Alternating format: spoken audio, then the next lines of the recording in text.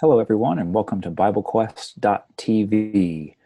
This is the Tuesday edition of the show, and we're grateful to have everybody with us today. We've had some technical issues because Drew is visiting down in Florida today, and his internet has not been the most cooperative. So that's why I'm kicking off the show today. Welcome to everybody. We've got Scott joining us from Gettysburg. Hey, Scott. Hey, Stephen, how you doing?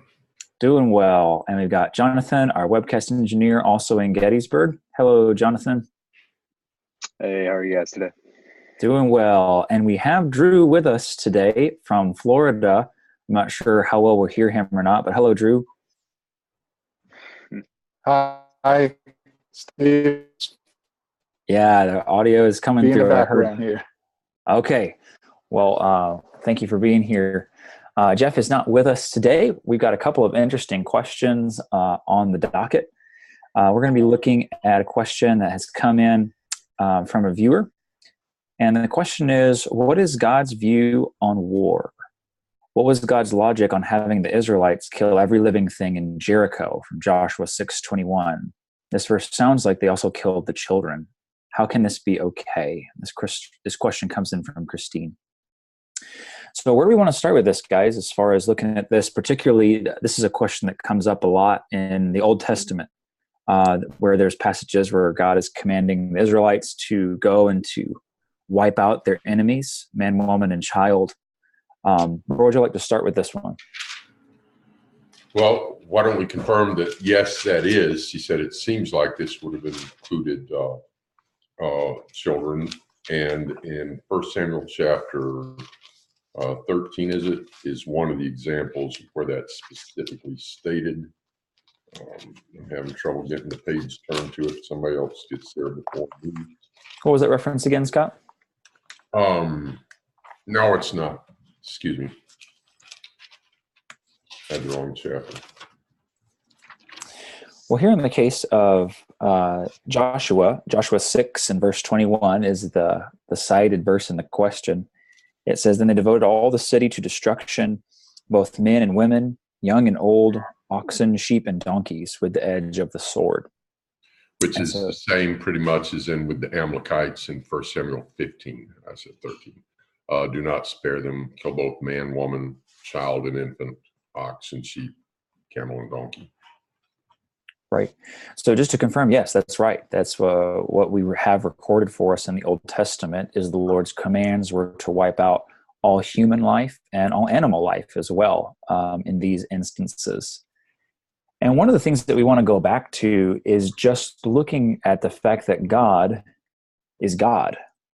And if we're going to critique the Bible, we have to look at the Bible within its own moral framework that's established from the beginning. In Genesis, God is the creator of life. He's the one who brought us all into the world. And he's the one also with the authority to take life, to take us out of the world.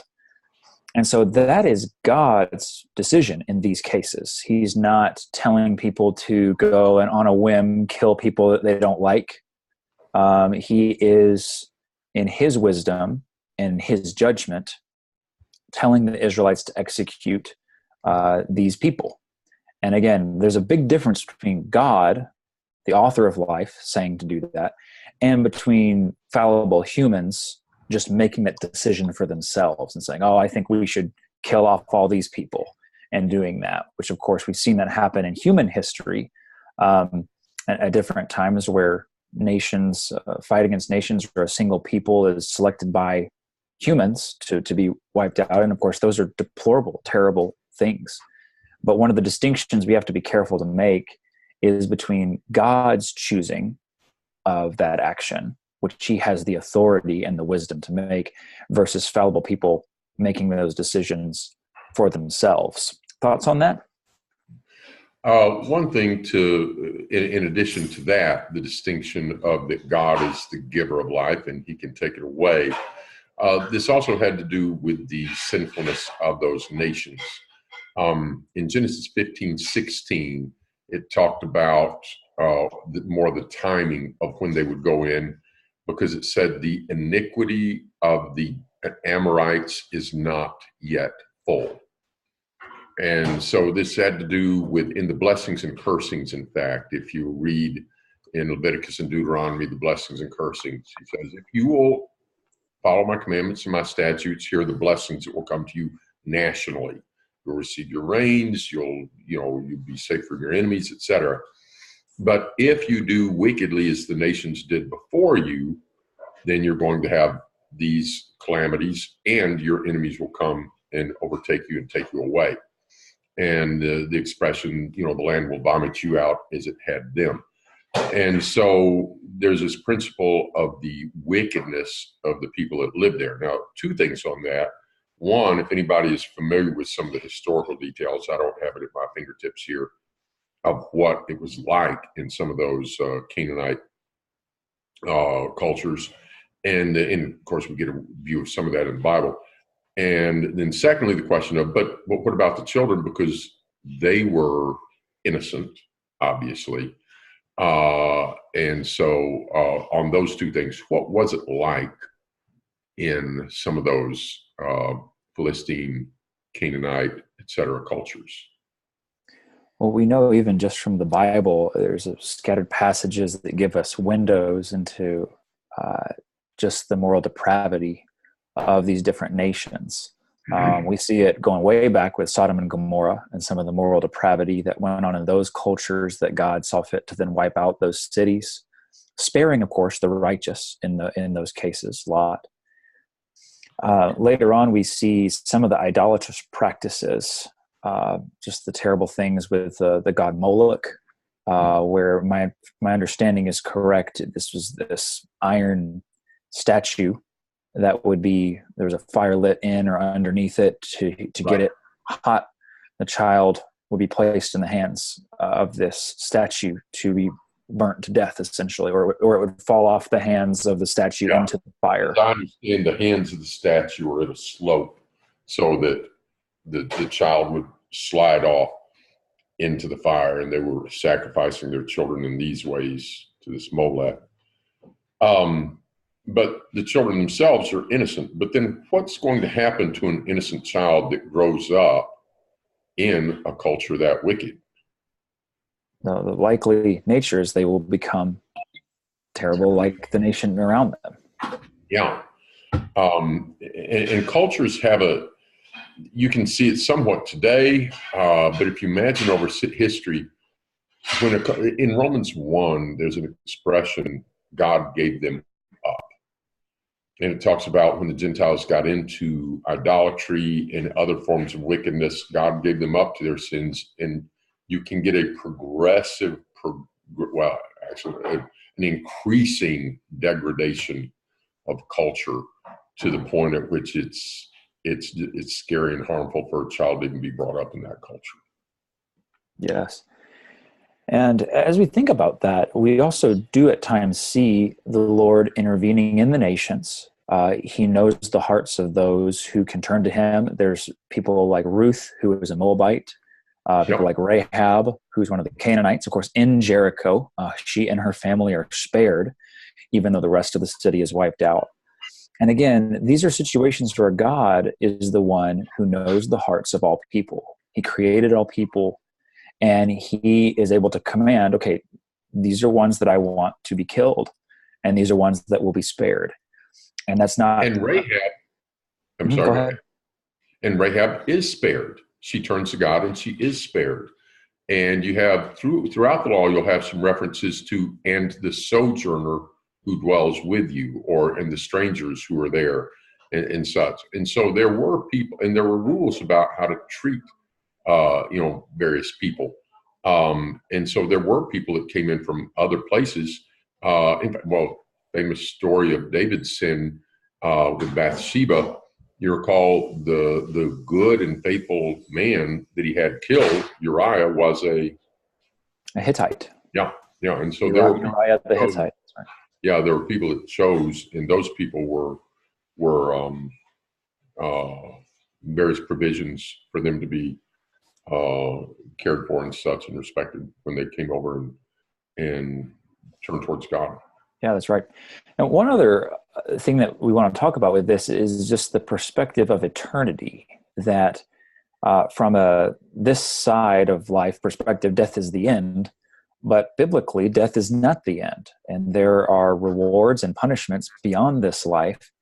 And for those who are young, too young to know their right hand from their left, too young to sin, commit a crime against God, then they would be taken to eternal life when they die, whether if they're killed or they die of other causes.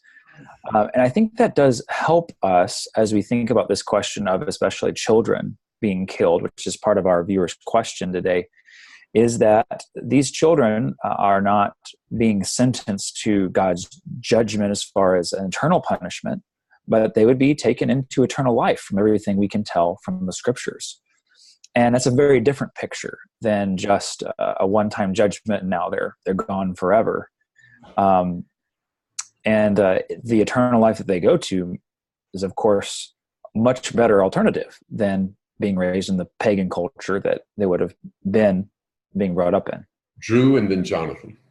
Yeah, I don't know if my audio is going to come in clear, but what about when innocent children are killed in a catastrophe such as an earthquake or a tornado? Do the same individuals that have a problem with men of war in the Old Testament taking innocent children's lives, would they also have the same problem with such as natural catastrophes doing it? Many times, yes. In fact, one of the biggest objections that you will hear on an emotional level against the existence of God is how could a good God allow suffering? So whether it's a wildfire, whether it's a hurricane, whether it's a tornado, and you have people dying and children dying, that's one thing that a lot of people will turn away from the idea of God, because their idea of God is somebody that's supposed to make good things happen for you. And so if bad things happen for you and the child, of course, hadn't done anything bad, how could a good God allow that to happen? So there's a lot of people who philosophically would have a problem with that as well. We can talk about that in a minute. Jonathan. Yeah, and also that idea of God, thinking of how could God kill children or have children killed. A lot of times you go to those verses like in Joshua 6, where the entire nation is devoted to destruction. You see that with Jericho. You see that with the Amorites. You see that with the Amalekites in 1 Samuel. But then there's a verse in Jonah. The book of Jonah is really interesting. Whenever Jonah goes and he prophesies to the Assyrians, who, my understanding, the Assyrians were kind of the worst of the worst of their time, and really throughout all of the world's history, and how they treated other nations and their pagan practices. But at the end of the book of Jonah, in chapter 4, God seems to be trying to teach Jonah a lesson. And the very last verse is a question that God has for Jonah. And God, speaking in Jonah 4 verse 11, says, "And should I not pity Nineveh, that great city in which there are more than 120,000 persons who do not know their right hand from their left, and also much cattle?" So the thought process, how I understand that, is God is describing children, those who are innocent.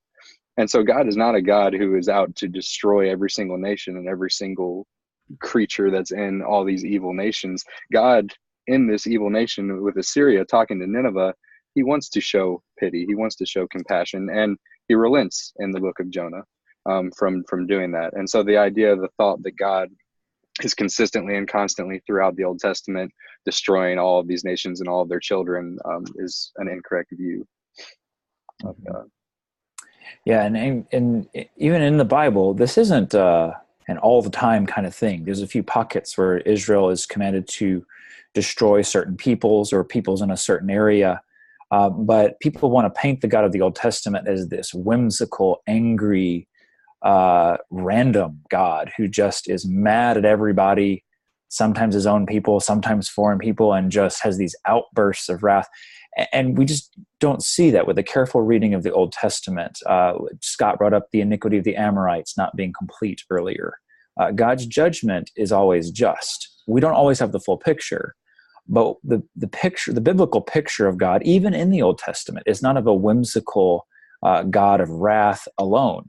He is a God of wrath, but he is a God of compassion, a God of mercy, and a just judge. And when we look again at the biblical picture of humanity, we're all sinful. We all are worthy of God's wrath and God's judgment. Any act of mercy that he gives us is mercy.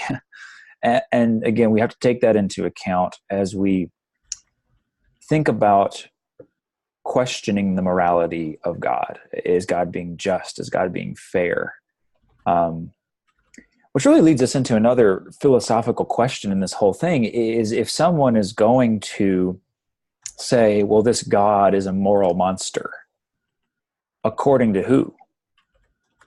You're left with the question of, all right, if I'm going to reject that there is a higher being that gives us a moral framework, on what basis, on what objective basis am I going to call this God's morality into question and say, that's wrong, that's evil? Well, says who? Well, wouldn't they say today that it's relative?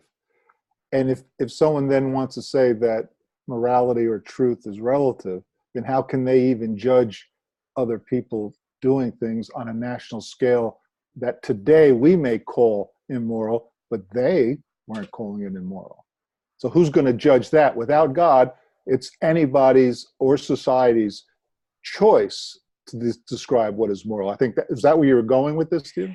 Yeah, that's the thing, is in our culture of moral relativism, people want to malign God's morality, but on the basis of what?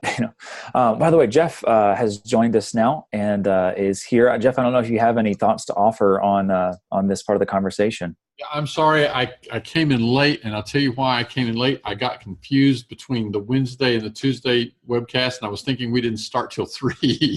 Oh, So you're early. So I'm early. Suddenly dawned on me. Nearly a day early. you got to remember, Tuesday at 2. I got Eastern time, that is. Tuesday at 2. That's going to be on Wednesday at WED. Wednesday. I got it now, but I may not know what all has been covered in this discussion, but I know what we're talking about. We're talking about the examples of genocide, what we would call genocide in the Old Testament, even women and children being killed, and people want to say, well, I can't believe in a God who would do something like that. And it almost becomes an excuse. In fact, at times it is an excuse to then dismiss the Bible.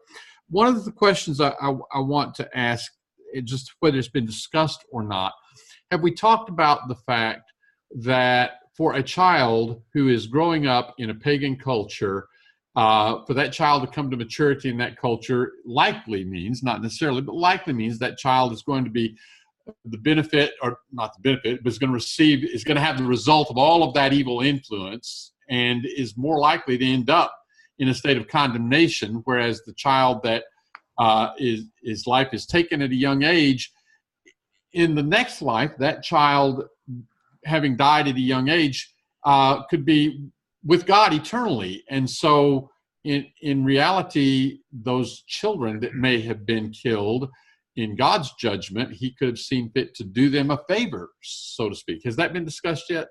Not exactly that. We talked about the moral depravity of these pagan nations, but as far as the perspective of God taking the life of those children before they have the chance to become wicked and incur judgment. Now, this doesn't mean, well, we should go kill all the children then before they grow up. But God is the one who has the ability to make those kinds of judgments. But I think that it's rather short-sighted of us to sit in judgment of God's righteousness when he's looking at the eternal picture and we're not.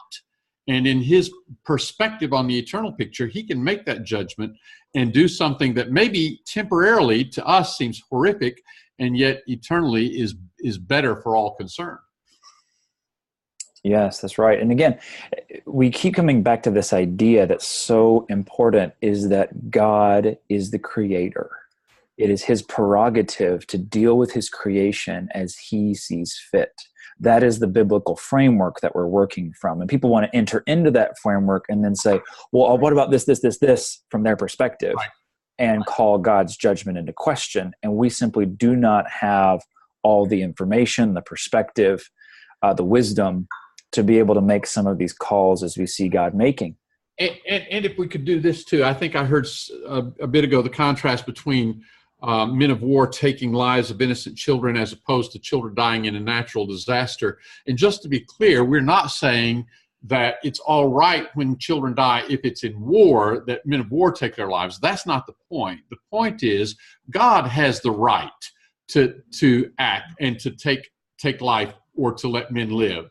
And God is going to hold all men accountable, and we'll get to that maybe in a few minutes. But, when the Israelites went to war, on the one hand, it's people are put off by the fact that it was the command of God, and yet that's the very key. It's not justifying war and just going out and killing. Some of you, Drew, Scott, are old enough to remember the My Lai massacre, right? That's not justified at all for man to go and kill women and children or anybody. But when God decides to do it, that's God's will. And if God uses human beings as his tools to do that, if he used the Israelites in the Old Testament to do that, gave them specific instructions and said to do that, then we're talking about the God who is going to hold all of us accountable and can rightly snuff out all of our lives. He's doing that. Did you all happen to go back to Deuteronomy 20? We haven't gone there specifically. Did you go to any passages where it talks about the instructions God gave to Israel? Yes. Okay. Yes, we did. So in other words, the point's been made. It's not just that the Israelites were allowed to go willy-nilly killing anybody they wanted to. They were given instructions by God, and so it really was an act of God. And well, if it's God, that's his prerogative. Yeah, Scott? I'd like us to touch on two more points and then move on to another question, because we've got a lot of questions on the docket, I believe. Real briefly, I'd like us to, Noah, hold that, unless we get a question. Ooh, you said Noah. You said Noah, hold that. Noah is the other thing I wanted to bring in here. Okay, go ahead with Noah. Well, Noah, God destroyed all of mankind in the days of the flood. Yes. It's kind of interesting that people who consider themselves believers to some extent stumble over God having a city destroyed, but don't stumble over God having all mankind destroyed. Everybody. Yeah. Go ahead, Drew. Well, Scott, Jeff, you were saying something too that made me think about it. When God ordered the Israelites to execute his commands in war, he used whatever means he can, that he wants to rather, to carry out his wrath, his desire to punish evil. But don't we see that when he even used Babylon to carry out his justice upon Israel, didn't he also get angry with them because they went too far? Well, not even because they went too far, but just because they did it. In Israel's case, God commanded them, and he told them what cities to utterly destroy people and what cities to offer terms of peace to in Deuteronomy, the 20th chapter. And so they were not wrong in doing that. They were right in doing that. But when we talk about the Assyrians and the Babylonians coming in judgment against Israel and Judah respectively, it's not just that they went too far. In Isaiah, the 10th chapter, as it describes the Assyrians coming against Israel, it begins with the word woe. Woe to Assyria, the rod in whose hand is my indignation, the wrath of my anger, and I'm not quoting that quite right. But from the get-go, he's saying, Assyria, you're going to be in trouble. First, I'm going to use you to punish Israel, and then you're going to be punished. They weren't doing it because God gave them a command, said, you go do it. They were of the nature, they were want to do that, and God allowed it and used them and then held them accountable. But to your point, that what that means is just because somebody goes to war and God uses them doesn't exonerate them. Jonathan. And correct me if I'm wrong, I'm fairly certain that what you were talking about, Jeff, as far as a nation acting out without the direction of God, that's what Edom did to Israel when they were being taken into captivity by the Assyrians. Yes. And so you have, I believe in Ezekiel 35, Oh, okay. there's the prophecy against Edom, and the language that God uses in Ezekiel 35, clearly God doesn't approve of just nations going and killing other nations. He says in Ezekiel 35 in verse 3, behold, I am against you, Mount Seir, and I will stretch out my hand against you, and I will make you a desolation and a waste. I will lay your cities to waste, and you shall become a desolation, and you shall know I am the Lord, because you cherished perpetual enmity and gave over the people of Israel to the power of the sword at the time of their calamity, at the time of their final punishment. And so what you have there is Israel is being judged by Assyria according to God's will, and Edom sees an opportunity to go in, kind of make it worse and get their part of it, and God is not pleased with that. And unless I'm mistaken, I think that this is referring to when the Babylonians came against Judah. But nonetheless, the point, I think you're exactly right in what you're saying. Scott, you had something you want to add to that? Yeah.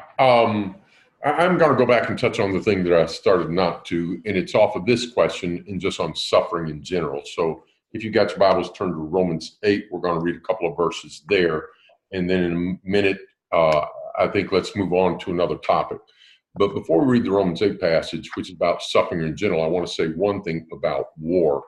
And that is, don't make the mistake of looking at the old covenant where you have a theocracy, one particular nation that God has chosen. You will be my people, and I'm going to use you to destroy these wicked nations, and I'm going to give you the land that flows with milk and honey.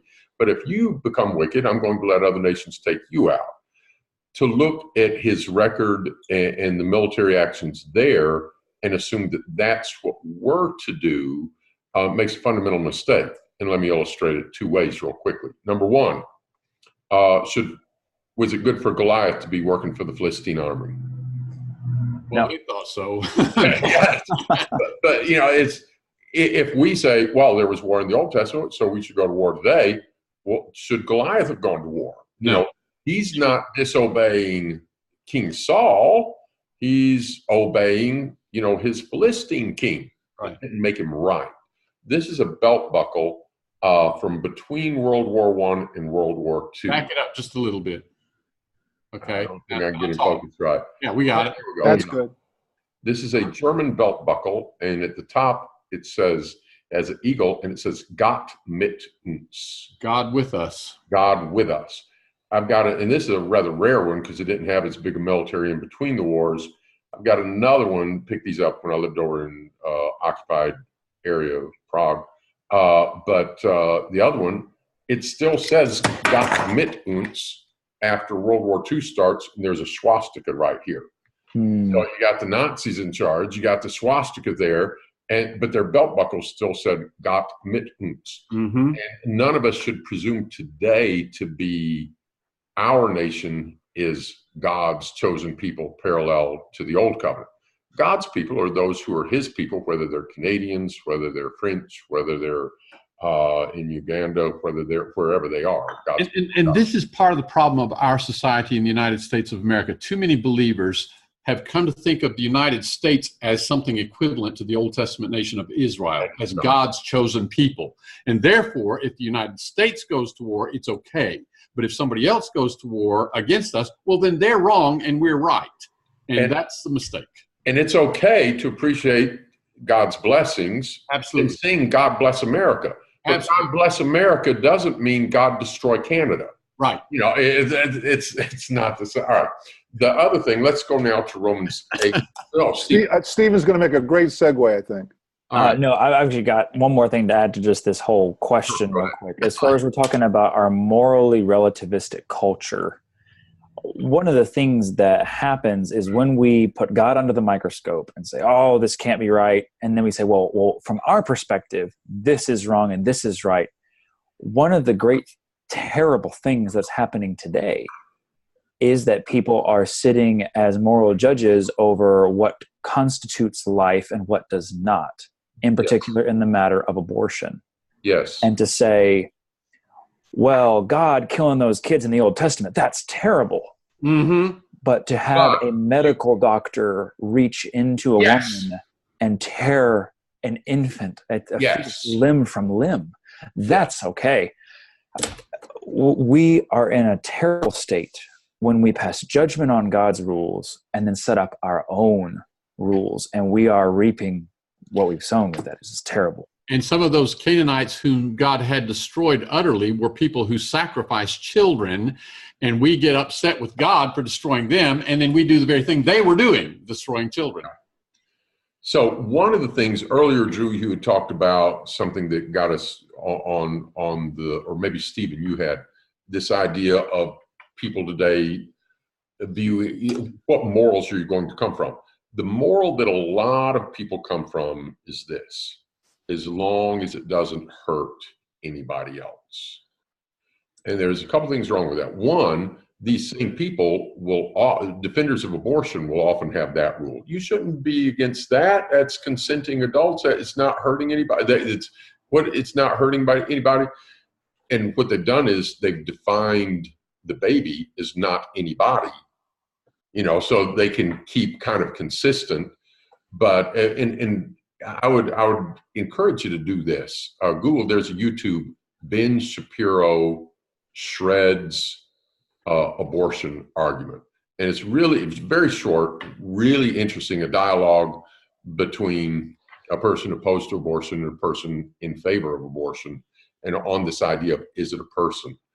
But that's one thing they do. But another thing is this: they pretend that all the immorality and ungodliness going on is not hurting people.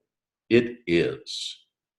Our country is having increasingly more psychiatric and mental health problems. You'll just see every so often in the news, just a higher percentage of people that are now just messed up, that are have problems that previous generations just didn't have in these same levels.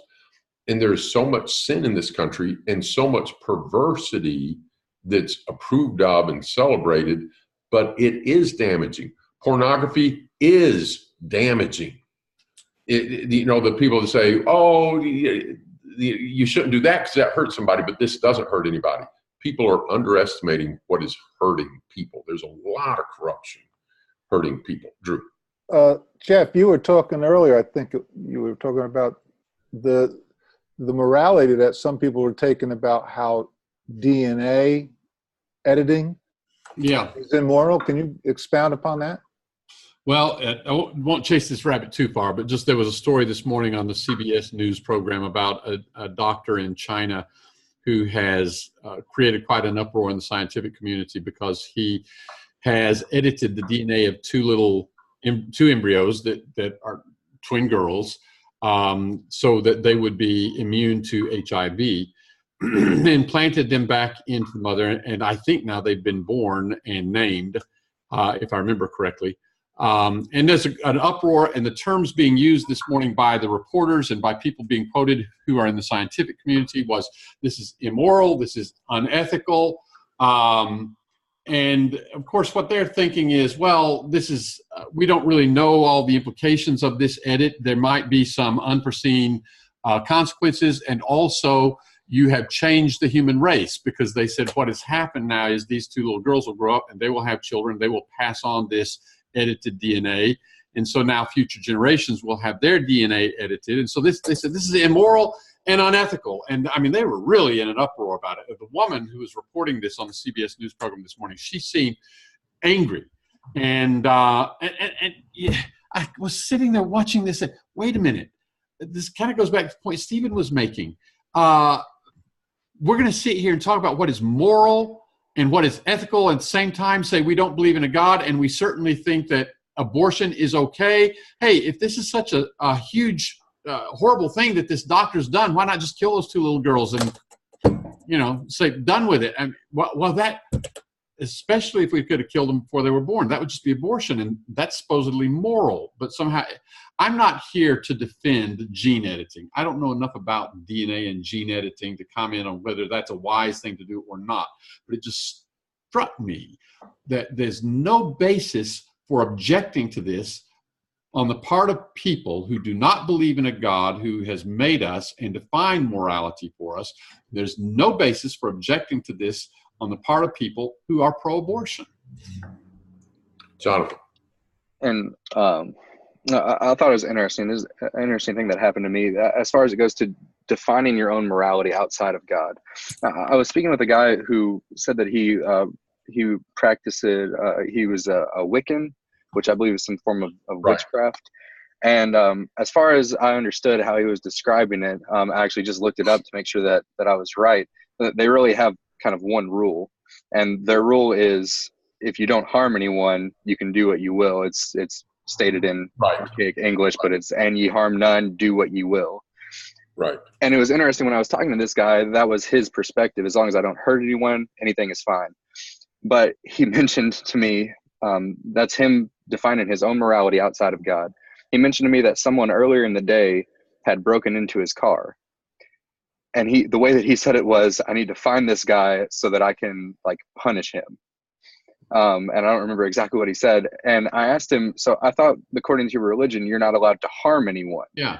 And he said, well, he harmed me, so now I have to harm him. And I said, okay, so now you're Wow. redefining your morality again based on what is acceptable for you. And that's just an example, very practical, just a few weeks ago of someone. I mean, when you don't have the objective morality of God and try to make your own, it's always subjective to whatever happens to you. And Well said, that Jonathan. doesn't do anything for anyone.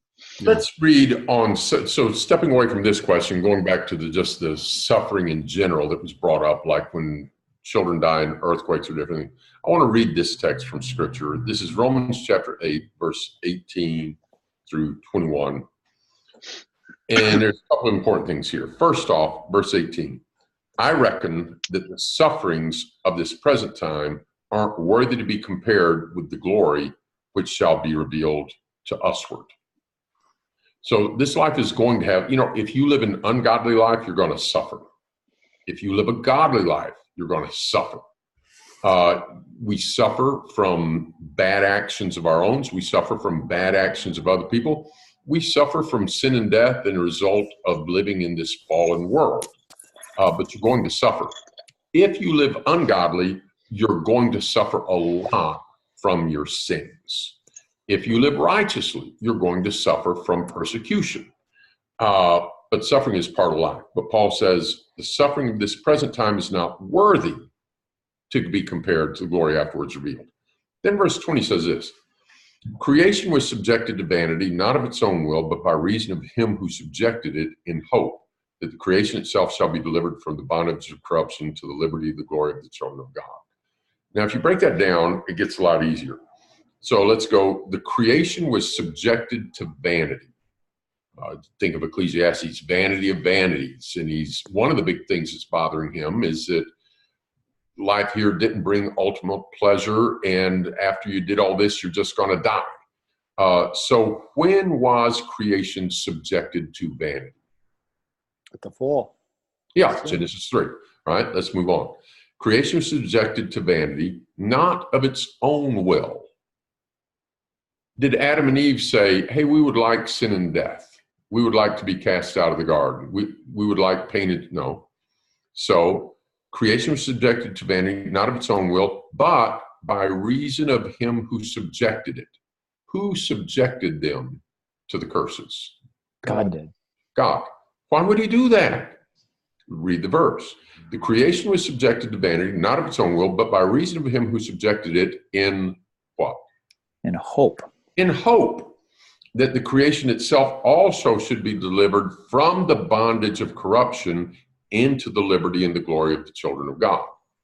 When everything is going our way and there is no suffering in the world, we can be pretty self-centered and arrogant, even in a world of vanities. But if we were never suffer, if we never got cold, if we never got old, if we never, food never got mold, if everything's just going great for us, can you imagine how much people would neglect God? But when a tornado comes through, what do a lot of people start doing that they haven't done in months? They turn Right. to God. Yeah. Now, a lot of them stop as soon as the tornado, took out the town next to them instead of theirs. Right. But the thing is, there are people that learn from suffering. And a great example of it is the story of the prodigal son. When he's got all the money and he goes away in riotous living, is he changing his heart? When does he come to himself and realize that he should want to be a servant of his father? which parallels us needing to go back to serve our Heavenly Father. When he's in dire straits, when he's just about lost everything. Yes. Yes, a famine is hit. He's out of money. He's feeding pigs. He's wishing he could have the pig food, and nobody gave him anything. He came to himself. Mm-hmm. And so there are benefits in. So this is not about the original question, but as you brought up, Drew, just the general thing about what about suffering in general?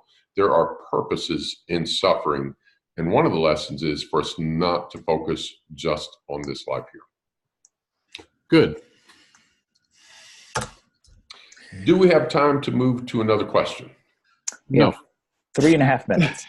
So We can save it for next week. We can introduce it, or we can do what you will. Tell us what to do here. We've got, yeah. What is the next question? Let's see if we can hit it real quick.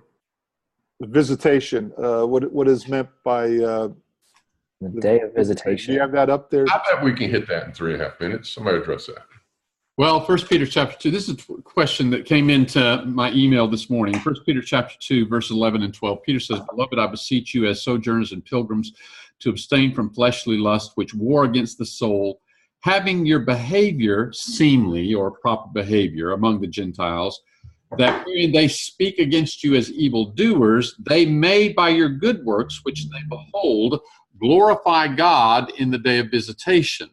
And so the question was, is Peter referring to the final judgment when it mentions the day of visitation, or is this the day when these Gentiles hear the gospel?